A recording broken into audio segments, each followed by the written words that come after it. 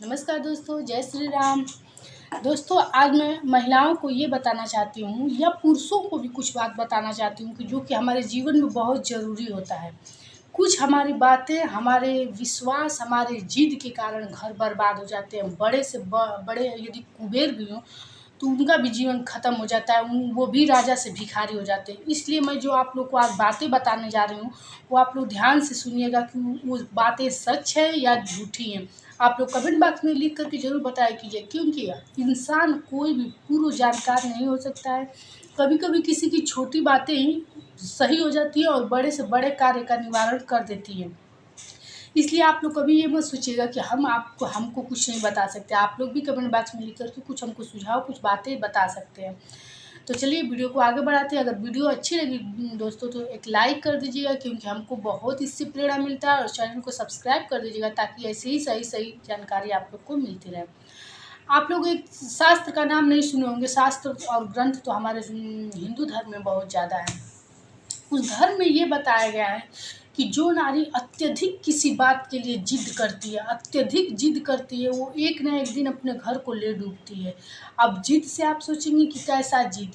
तो जब कोई जिद करता है तो उसको तो लगता है कि मैं सही ही बात करूँ। लेकिन आप लोग को बता दूं कि जब राम और सीता इस पृथ्वी लोक में लीला कर रहे थे, तो ये आप मत सोचिएगा कि वो रामायण की गाथा है। वो रामायण की गाथा तो थी ही, लेकिन आगे के जीवन मनुष्य के लिए वो एक सीख थी कि क्या अपने जीवन में आप लोग करके संकट में आ सकते हैं और क्या नहीं करके आप लोग अच्छे जीवन पा सकते हैं। तो सबसे पहले तो सीता माँ पवित्र थी।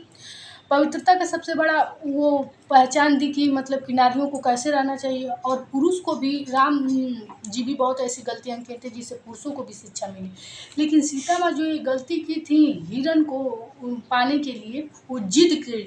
अगर जिद नहीं की होती तो ये इतना बड़ा लंका कांड नहीं हुआ होता। तो कुल मिला के मेरे कहने का यही मतलब है कि जिद, आप लोग को यदि मन किसी चीज़ पे एकदम अटक गया है कि ये चीज़ होना चाहिए। कभी कभी क्या होता है, लोग परिवार को अलग कराने के लिए जिद ठान लेते हैं कि अब हम उनके साथ नहीं रहेंगे, या फिर किसी रिश्ते को तोड़ने के लिए बहुत ज़्यादा परेशान हो जाते हैं। तो आप लोग रावण संहिता पढ़िएगा।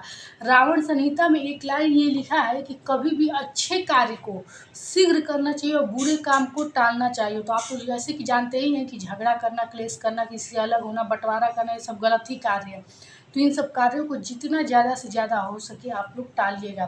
कैकेयी माता को आप लोग जानते हैं कि कोप भवन में जाकर बैठ गई थी, बस इसी के कारण कि भरत को राज सिंहासन मिले। और उनके कारण क्या क्या हुआ, राम को 14 वर्ष का वनवास हुआ, दशरथ की मौत तक हो गई, मतलब मृत्यु तक हो गई।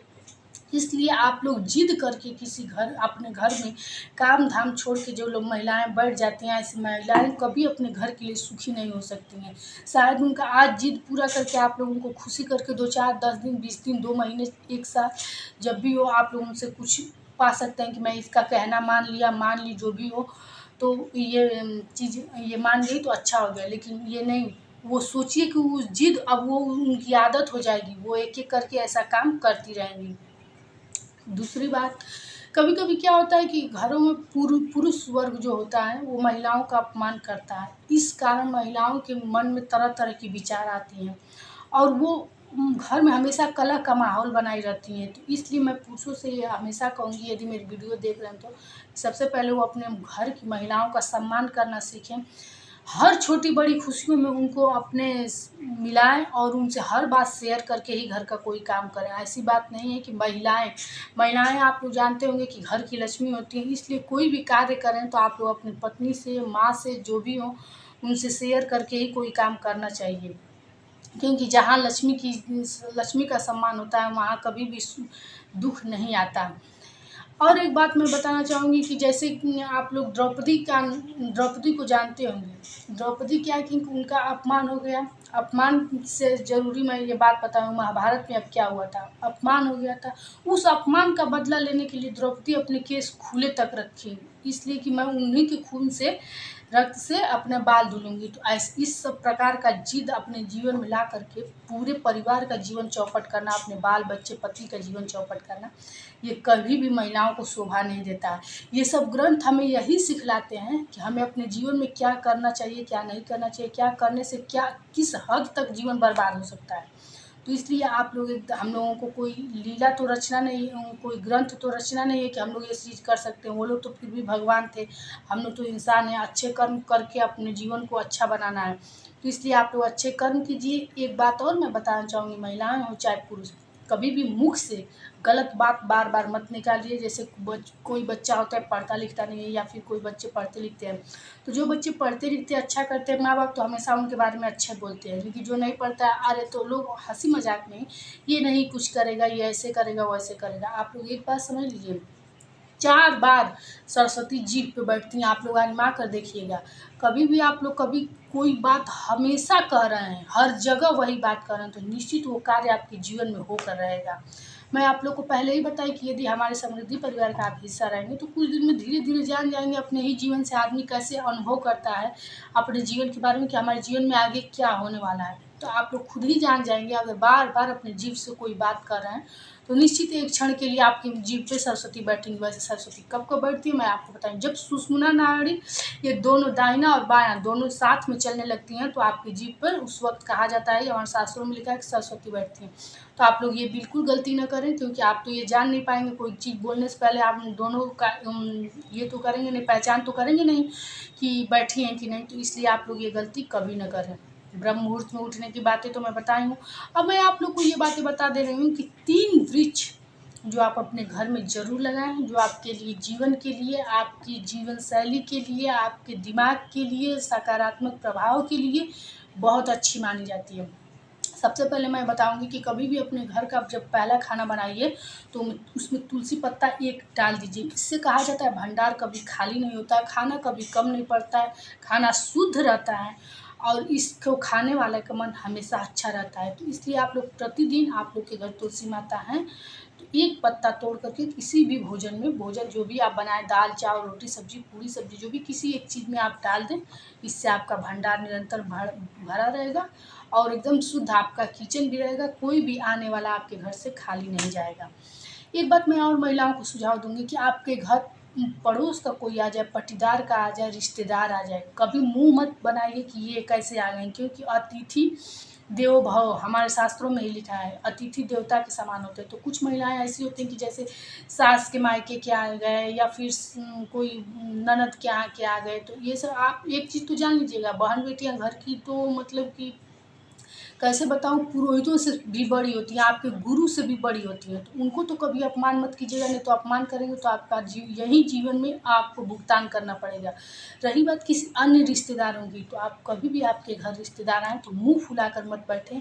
मित्र कोई भी आए तो आप लोगों को चाय पानी भोजन कराए बिना मत भेजिए। कहा जाता है कि घर से यदि वो भोजन करके आपके दहलीज पे हाथ धोकर जाएंगे, तो इससे आपका भंडार यदि भरेगा नहीं, तो खाली तो नहीं होगा। वैसे भंडार इससे भरता ही है, क्योंकि हमारे शास्त्रों में लिखा है। ये बात मैं समझाने के लिए आप लोग को इसलिए कह देती हूँ कि आप लोग को लगेगा कि वो खा कर गए तो हमारा भंडार तो भरा नहीं। भंडार एक दिन में तुरंत भरता नहीं है कि खाली किया और तुरंत भर गया। इस चीज़ का सब इतना सकारात्मक प्रभाव पड़ता है कि आप अपने जीवन में इन चीज़ों को उतार के देखिएगा। कोई आए आपके घर, खूब खुशी से उसको पकड़िए, बैठाइए, और कुछ भी ना खाने को जिद करे तो उसको पानी, कुछ मिठाई दे करके पानी ही पिलाइए। जैसे पटीदारों की बात कर रही हूँ, पड़ोस की बात कर रही हूँ, लेकिन उसको ऐसे ही मुँह छूछे आना और जाना ये कभी मत कराइए। ये सब जब आप सब समी धातु ग्रंथ पढ़ेंगे, तो उसमें आप लोग को पता चलेगा कि इस छोटे-छोटे चीज़ों का कितना महत्व है। हमारी बातें स्किप कभी मत कीजिएगा, आप लोग पूरी बातें ध्यान से सुनिएगा, क्योंकि इन छोटी-छोटी बातों को अपने जीवन में उतार कर देखिएगा कैसे आपका जीवन बदलता है। क्योंकि बड़े-बड़े लोग जाप पूजा सब तो करा देते हैं, लेकिन ये छोटी-छोटी गलतियाँ करते हैं और फिर कहते हैं कि हमको उससे कोई फ़ायदा नहीं। तो सबसे पहले आप अपने कर्म सुधारिए, कर्म सुधरेगा फिर कर्म ही पूजा है। किसी भी चीज़ की आपको ज़रूरत नहीं पड़ेगी, ना धूप, ना बत्ती, ना दीप, कुछ चीज़ की ज़रूरत नहीं पड़ेगी। तो आप लोग सबसे पहले अपनी कर्म सुधारिए। ये आप बता रही हूँ आप लोगों को कि किस प्रकार आप लोग घर में पौधा लगाएँ। तुलसी का, शमी का और केले का पौधा अपने घर में ज़रूर लगाएँ, क्योंकि इस पौधों का बहुत सकारात्मक प्रभाव घर में पड़ता है। और इन पेड़ों के जिस दिन है, तुलसी माता का तो रोज़ पूजा किया जाता है। आप अगर घर में सकारात्मक अच्छा अपने बृहस्पति ग्रह को मजबूत करना चाहते हैं, तो चना गुड़ डाल के रोज़ केले में हल्दी जल डाला कीजिए, और शमी वृक्ष का प्रत्येक शनिवार को आप लोग दिया जलाइए और 1 लोटा जल दिया कीजिए। ये 3 चीज़ काम यदि आप कर रहे हैं, तो हम कोई भी चीज़ इसलिए नहीं, हम ये बताते हैं कि आप खुद कीजिए और स्वयं से अपने जीवन में बदलाव देखिए। दूसरा मैं आप लोग को उपाय ये बता रही थी कि अपने घर की साफ़ सफाई सूर्योदय से पूर्व उठ करके कर लिया कीजिए। मेन चौखट पे आप लोग हो सके तो रोज़ रोरी से रंगोली या स्वास्तिक कुछ भी हो एक रेखा ही ज़रूर खींचा कीजिए। ये थे हमारे आज के कुछ ज़रूरी बातें जो आप लोग को करनी चाहिए। हाँ, महिलाओं के लिए मैं कुछ ज़रूरी बातें आज लेकर के आई हूँ। पहले की महिलाओं को आप लोग ने देखा होगा, अपनी दादी को या फिर जो लोग अभी भी आज भी लोग बहुत लोग गाँव से जुड़े हुए हैं तो देखे होंगे कि हाथ में लोहे की अंगूठी या लोहे का कड़ा कुछ पहनती थी पहले की महिला। तो आप लोग अपने घर में ज़रूर पहना कीजिए, क्योंकि महिलाओं को मतलब कि कुछ वैसे जादू टोटके का प्रभाव बहुत तेज़ लगता है घर में, जैसे कोई किया कराया भी है तो इसलिए आप अपने हाथ में, मेरे भी हाथों में हमेशा देखते होंगे कि एक लोहे की रिंग पड़ी रहती है।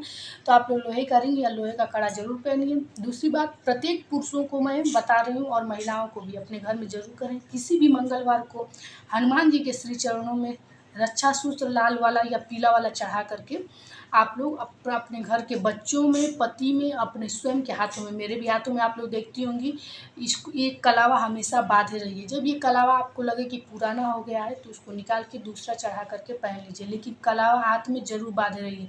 इसको रक्षा सूत्र क्यों कहा जाता है, अगर इसकी महिमा मैं आप लोग को बताने लगूँगी तो शायद वीडियो और बड़ी हो जाए, और आप लोग वीडियो बड़ी हो जाती होगी तो शायद सुन नहीं पाते होंगे। इसलिए मैं बार बार कहती हूँ कि कोई काम करते वक्त भी आप लोग तेज़ लाउड में चालू करके छोड़ सकते हैं, वीडियो देखा कीजिए।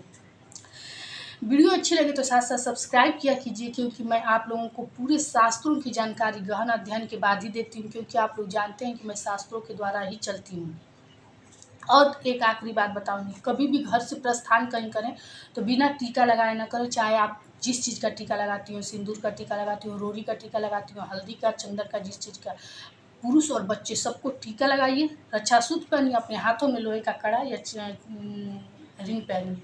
इसका प्रभाव आप स्वयं देखिए और हमको कमेंट बॉक्स में लिख करके बताइए। ये थी आज की कुछ ज़रूरी छोटी-छोटी बातें जो मैं शास्त्रों का अध्ययन करके ये जानकारी पाई हूँ। ये छोटे-छोटे चीज़ आपके जीवन में कितना बदलाव ला सकते हैं, ये स्वयं से देखिए। वीडियो अच्छी लगी तो लाइक कीजिए, सब्सक्राइब कीजिए। फिर मिलेंगे नए वीडियो के साथ। जय श्री राम दोस्तों।